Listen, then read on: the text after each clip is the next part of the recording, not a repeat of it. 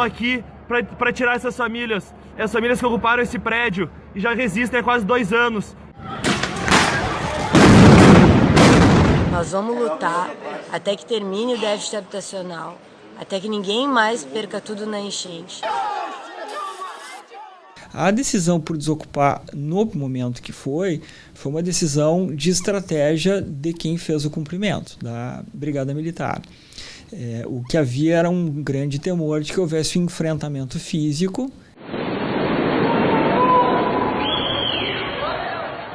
O que a gente vê que as nossas periferias construídas no Brasil nos anos 60, nos anos 70, foram periferias, né, autoconstruídas pela população, né, a partir de loteamentos precários, sem infraestrutura, né, os trabalhadores trabalhando no fim de semana, construindo essa casa, né. Então esse é o processo de crescimento da cidade.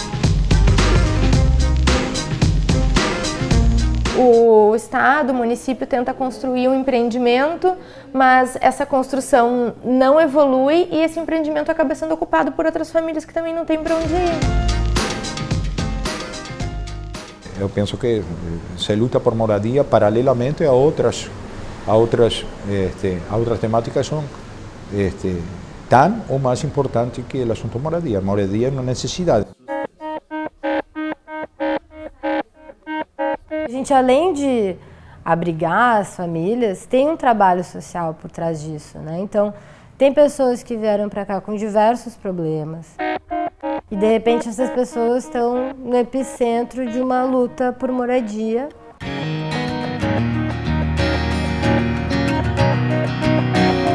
Um refúgio que nos protege do tempo feio, um lugar que nos afasta da loucura do dia a dia. Nele estão os nossos melhores esforços. Arrumamos, pintamos, investimos. Um lugar para onde voltar. A isso chamamos de lar. Mas esse direito fundamental não chega a milhões de brasileiros. E não estamos falando apenas das pessoas que estão nas ruas, vivendo nas ruas, mas daquelas que estão em situação precária. Porque nem todo lar é digno.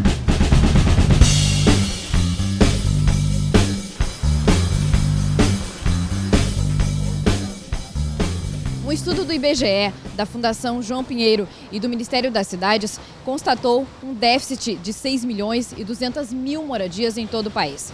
Na região sul, esse número chega a 660.000 e apenas no Rio Grande do Sul a 235.000. O déficit habitacional é calculado como a soma de 4 elementos: domicílios precários, coabitação familiar, ônus excessivo com aluguel e adensamento excessivo de domicílios alugados, ou seja, muitas pessoas sob o mesmo teto. Números e conceitos dimensionam o problema, mas não traduzem a crueza dessa realidade. Conheça conosco algumas ocupações de Porto Alegre e os diferentes caminhos na luta por moradia.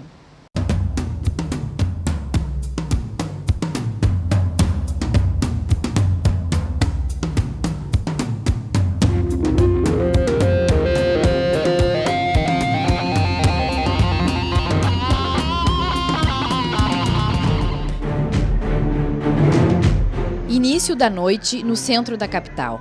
Na frente deste prédio, que fica na Andrade Neves com a General Câmara, muita confusão.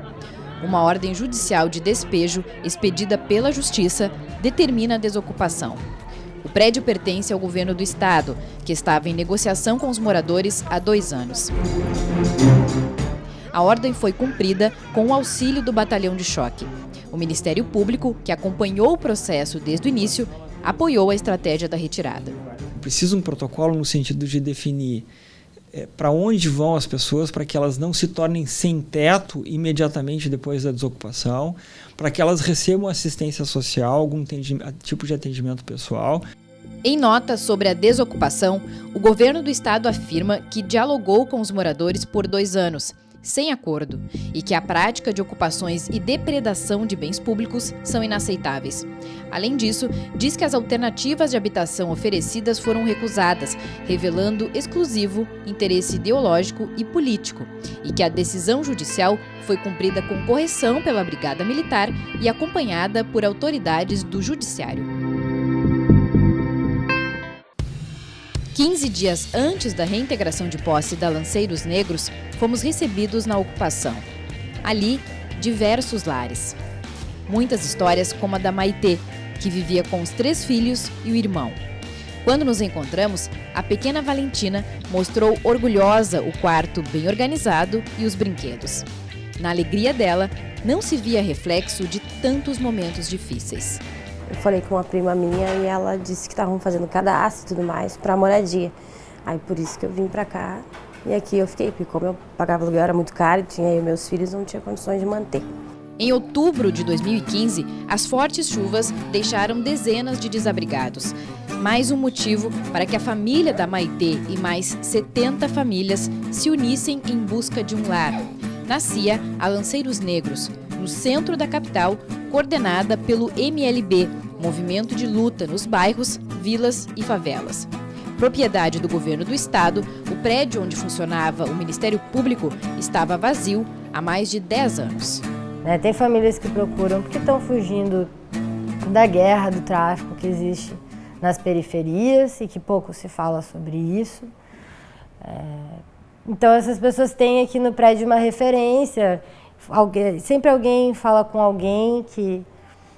Tem famílias indígenas que moram aqui, que trabalham no centro da cidade, que também não tem um local para ficar, estão encontrando na Lanceiros esse espaço.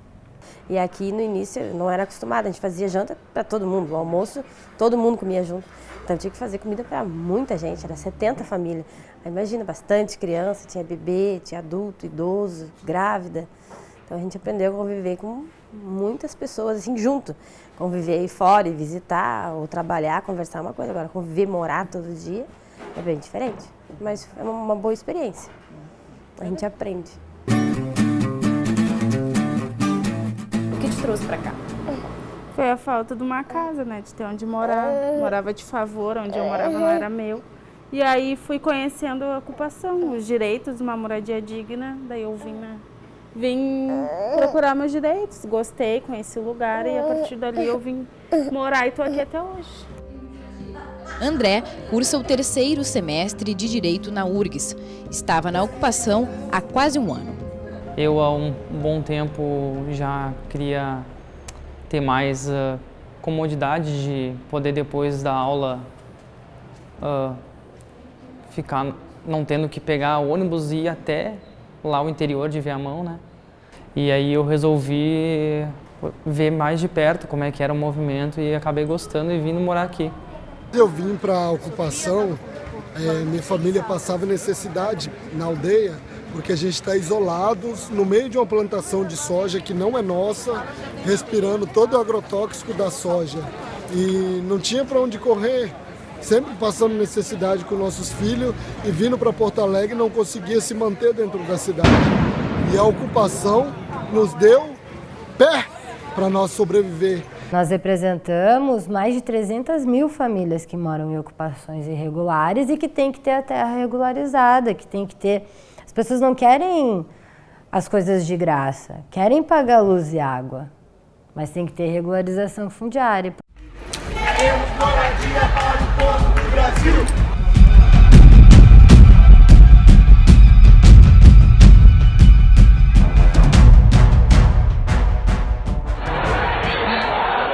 Hoje em Porto Alegre se estima que existam cerca de 800 ocupações. Tá? Essas ocupações, elas são dos mais diversos tipos.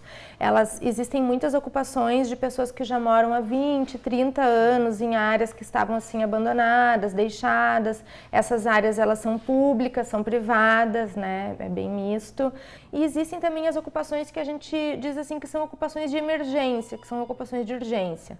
São ocupações feitas por pessoas que simplesmente ficaram sem casa, ou por alguma tragédia ambiental, ou porque não conseguiram mais pagar o aluguel, ou porque eram moradores de rua, ou por uma série de razões. E aquelas pessoas simplesmente têm que ocupar um espaço porque não tem mais onde ficar. Tem que pensar que essa mercadoria, né, chamada moradia, chamada casa, né, ela é uma mercadoria que aí ela precisa de uma regulação da sua produção. Né? Ela não é como um automóvel, ela não é como um relógio, né? Uma mercadoria qualquer. Ela é uma mercadoria que dela depende, por exemplo, a inclusão, né, das pessoas, né, como cidadãos, como seres humanos, né? Se construir como seres humanos em uma sociedade, né? Então não é uma mercadoria qualquer. Em 2015, o Departamento de Habitação realizou convênios com cooperativas para construir unidades habitacionais de interesse social em Porto Alegre e Arroio dos Ratos, com recursos do Ministério das Cidades. 638 unidades habitacionais foram conveniadas. O Estado destinou R$3.900.000 e o total de recurso do Ministério das Cidades foi de mais de 40 milhões. Segundo o IBGE, há 49 mil domicílios vagos em Porto Alegre. Nas contas do DEMAB, 48 mil é o déficit habitacional na capital. Não ter onde morar. Esse cenário vê quem passa pelo viaduto da Avenida Borges de Medeiros, centro de Porto Alegre.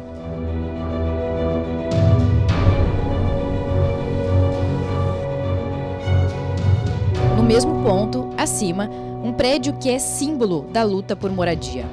A ocupação Utopia e Luta nasceu em 2005, durante o Fórum Social Mundial. Na época, o espaço foi ocupado por militantes sociais, ativistas e jornalistas de todo o mundo. Essas pessoas saem, vão embora. Eduardo assume um comando por ter experiência e ter estado durante a ocupação e vai em busca de tratativas. É organizado não seria a palavra, mas um projeto de lei, né? Um projeto de lei, depois ele vira uma lei que concede, repassa para movimento social prédio público desativado. Esse estava há 17 anos desativado. A comunidade cria a Copesul, única cooperativa que obteve regularização fundiária pelo Programa Crédito Solidário do Governo Federal. Autogestionária, tem diferentes núcleos de atividades, como padaria, confecção de roupas, artesanato e uma horta no terraço. Passou momentos difíceis aqui realmente para sair, se lutou muito. Hoje ele é uma realidade consolidada, 12 anos de uma ocupação, 8 anos de moradia, a parte da moradia vem depois. Ele entra num processo de reforma que dura quase 1 ano e meio, 1 ano e 8 meses. Em 2007 começa a reforma, em 2009 se muda parte da moradia, em maio de 2009. Então a gente completou agora no mês de maio 8 anos de estar na moradia completa. Robson conheceu o Utopia há 9 anos, quando ensaiava uma peça no Pequeno Teatro.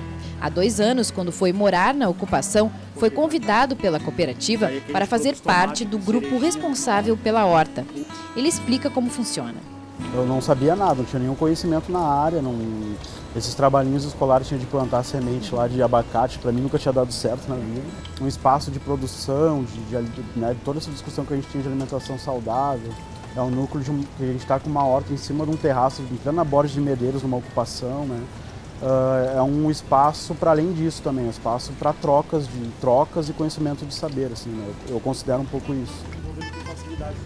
Robson não só aprendeu a produção, como também faz oficinas para ensinar outros grupos a começar novos cultivos. É um espaço que está para além de só plantar, tá? Para a gente pensar nossa relação com o mundo mesmo, assim. Como é que a gente pensa nosso consumo de alimento, como é que a gente pensa se relacionar com o outro dentro desse espaço. Então, eu acho que ele me ensinou muito mais, né, do que só plantar e depois colher, depois vender e depois trocar, né? El movimiento Utopía y Luta él vino con una característica de principios a partir de construir minorías, ¿tá? Un movimiento de minoría que construye minorías para que sea de una participación más cualificada.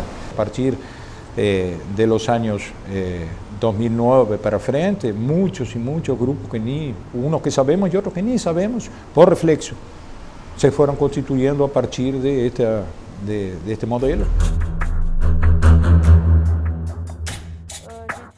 É um centro de referência para acolher mulheres vítimas de violência e em vulnerabilidade social.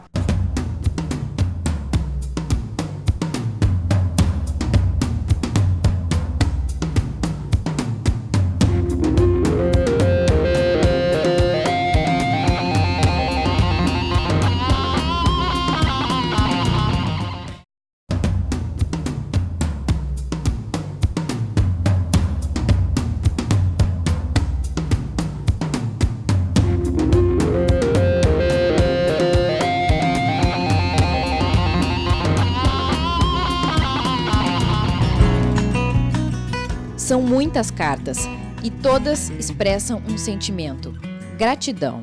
Uma delas diz: fazer parte da família Mirabal é ser apoiada, respeitada, receber carinho o tempo todo, ser ouvida, fortalecida e encorajada, transformar pesadelos em sonhos e acreditar que é possível sim. Entender que não estamos sozinhas e ver o quanto somos poderosas.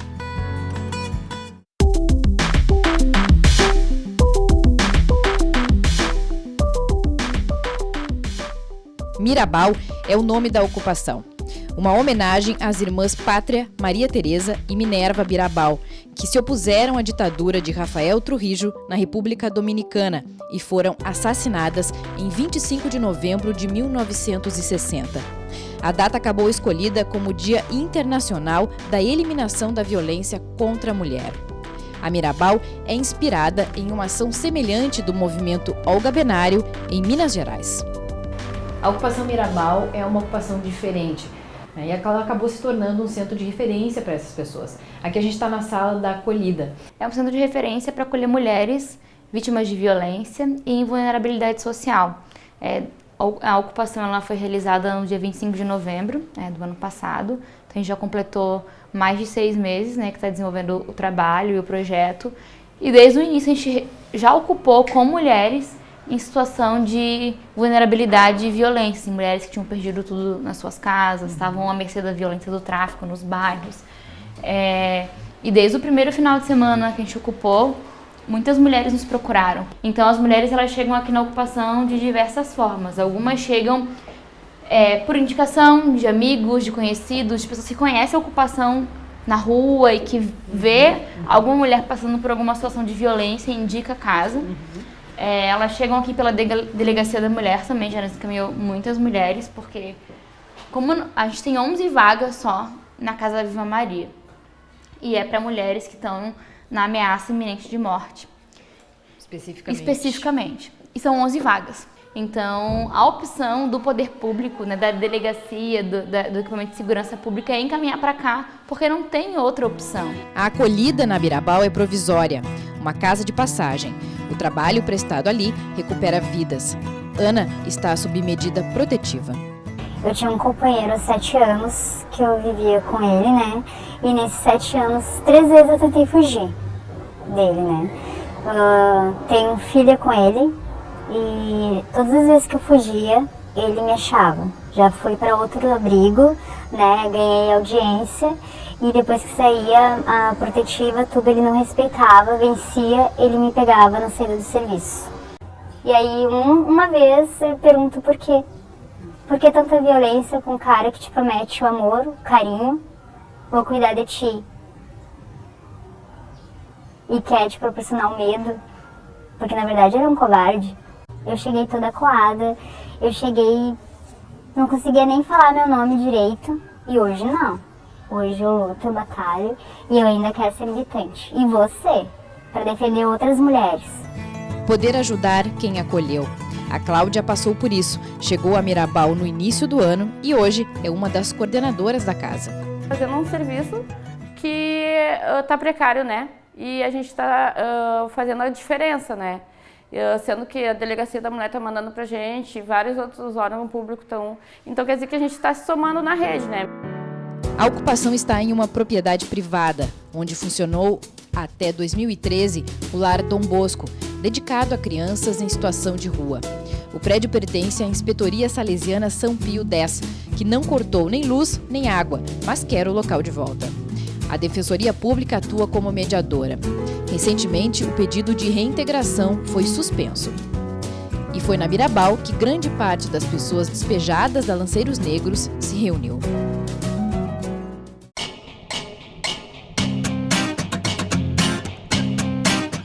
Outro conflito mediado pela Defensoria envolve uma área municipal do DEMAB, Departamento de Habitação. A ocupação Recanto da Alegria, no bairro Humaitá, está em um terreno destinado para a construção de moradias para pessoas da Vila Liberdade.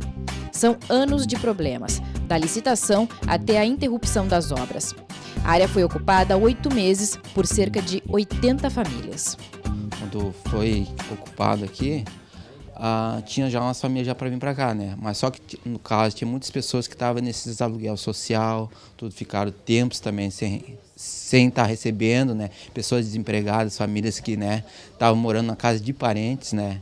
Daí resolveram vir para esse lugar aqui, né? Que foi dia 10 de dezembro que a gente ocupou aqui, né?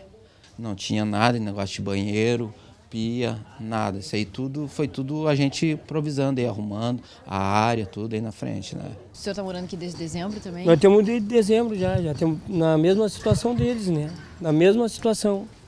E o que o senhor estava mostrando aqui? Não, estou mostrando aqui, ó, que a casa, é fora de engenharia a casa.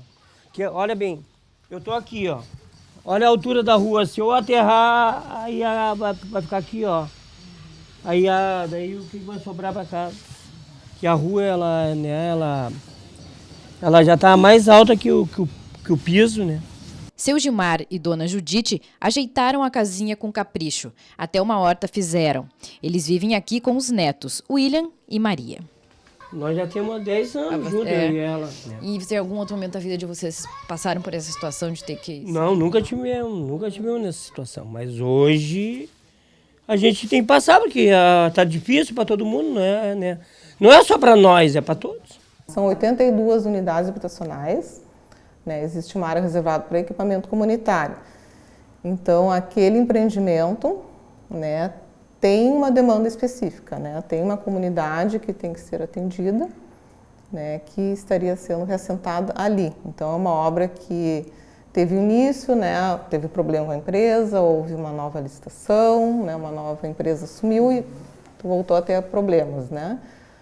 Mas existe uma ação, né, uma ação de reintegração de posse, né, que deve ser executada e aí ser avaliada, né, o encaminhamento da nova licitação. Então, há necessidade de uma nova licitação para dar andamento àquela obra.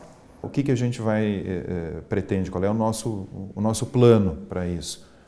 Trabalhar com cooperativismo, lançar mão de todos os recursos que nós pudermos para produzirmos unidades habitacionais. Quem puder pagar vai ser chamado a pagar, né? Poucas pessoas não podem pagar. Nós temos hoje programas habitacionais e políticas habitacionais municipais. Nós começamos a construir, a consolidar uma política habitacional em nível nacional. Agora se começa a falar num cadastro nacional para o programa Minha Casa Minha Vida. E essa busca incessante da regularização fundiária. No ano passado, manifestantes ocuparam a sede do DEMAB por 29 dias. A reintegração de posse ocorreu de forma pacífica. As principais reivindicações eram a permanência e regularização fundiária das famílias da Vila Dique, a cedência do prédio que era ocupado pela Lanceiros Negros e pagamentos em dia do aluguel social. A gente vê que a política habitacional que o município de Porto Alegre tem não acompanha nem um pouco a necessidade de moradia das pessoas. E a ocupação passou a ser a política habitacional adotada pelas pessoas. É vendida uma ideia inicial de que tudo vai se resolver de forma mágica. Quando as situações vão se encaminhando, vão caminhando, vão tomando forma, essa magia vai se desencantando, porque como a lei nos obriga, né, a tomar caminhos que realmente venham em favor de todos, não em favor de alguns. E essas relações começam a se deteriorar. Toda vez que alguém lidera uma ocupação, seja ela em área pública ou em área privada, e que quanto mais tempo essa ocupação perdure, né? Uma semana, 15 dias, um mês, 6 meses, 1 ano, 4 anos, aquele lote ocupado vai tomando valores diferentes, né? Então, quanto mais tempo fica, mais caro ele vai ficando. Quando você põe 4 estacas e uma fita zebrada, tem valor X. Quando você coloca um conjunto de compensados em um telheirinho, tem outro valor. E tem pessoas que se apropriam dessa fragilidade de alguns e até ingenuidade de alguns para tirar proveito disso. E isso é histórico na cidade. Alguns casos tem, as próprias partes contratam seus advogados. Os movimentos sociais de luta pela moradia têm equipes jurídicas que trabalham, né, com os moradores. A Defensoria não deixa de atuar nesses casos. A Defensoria, ela faz uma atuação extrajudicial de apoio à comunidade e de intermediação das necessidades dessa comunidade. Por exemplo, nós temos uma comunidade aqui, que é uma ocupação da Zona Norte, e que ela não era aceita, não era atendida em nenhum posto de saúde do município. As pessoas, elas estavam simplesmente a par, né, dessa questão da saúde e precisando muito, principalmente nessa época do ano. Então, nós nos reunimos com a comunidade, com a Prefeitura Municipal, Secretaria da Saúde e conseguimos, então, né, encaminhar o comprovante de residência, no caso, não pode ser um obstáculo para que a pessoa acesse os serviços básicos que têm que ser oferecidos pelo município para os moradores da cidade, como saúde, água, luz e infraestrutura básica.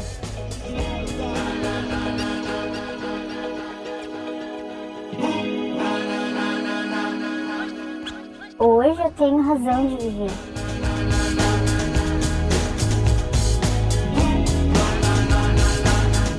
Hoje eu faço tanta coisa que eu fico assim impressionada comigo. Isso aqui é minha família, né?